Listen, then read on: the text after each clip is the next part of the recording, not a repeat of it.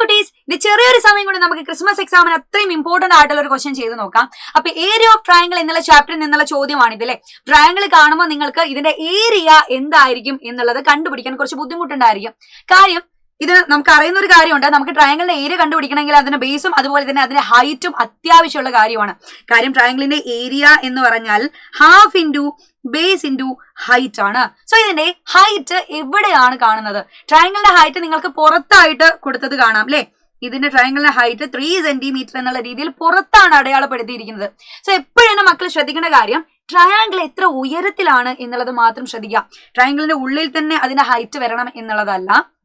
ട്രയാങ്കിളിന്റെ എഡ്ജ് അല്ലെ, അതിന്റെ എഡ്ജ് അല്ലെങ്കിൽ അതിന്റെ ഒരു കോർണർ എത്ര ഉയരത്തിലാണ് ഇരിക്കുന്നത് എന്നുള്ളത് നമുക്ക് എന്ത് ചെയ്യാം, പുറത്തുള്ള അതിന്റെ ബേസിൽ നിന്ന് കണ്ടോ, അതിന്റെ ബേസിൽ നിന്ന് കൃത്യമായിട്ട് എന്ത് ചെയ്യാം, അളക്കാൻ വേണ്ടിയിട്ട് പറ്റും.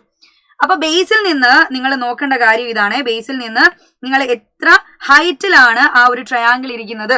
സോ ഇത് ഒബ്റ്റ്യൂസ് ആംഗിൾ ആയിട്ടുള്ള നമുക്ക് 90 ഡിഗ്രിനേക്കാൾ വലിയ ആംഗിൾ ആയിട്ടുള്ള ട്രയാങ്കിൾ ആയതുകൊണ്ടാണ് എന്താക്കിയത്, ഇതിന്റെ ഹൈറ്റ് നമ്മൾ പുറത്ത് നിന്ന് മെഷർ ചെയ്യേണ്ടി വന്നത്.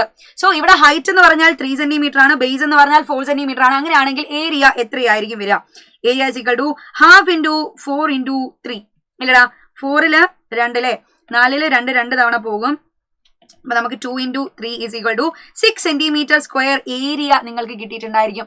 അങ്ങനെയാണെങ്കിൽ ഇപ്പൊ നിങ്ങൾ കാണുന്ന ഈ ഒരു ട്രയാങ്കിള് ബേസിൽ നിന്ന് നിങ്ങൾക്ക് എത്രയാണ്, 4 സെന്റിമീറ്റർ ഹൈറ്റിലാണ് ഈ ഒരു ട്രയാങ്കിൾ ഉള്ളത്.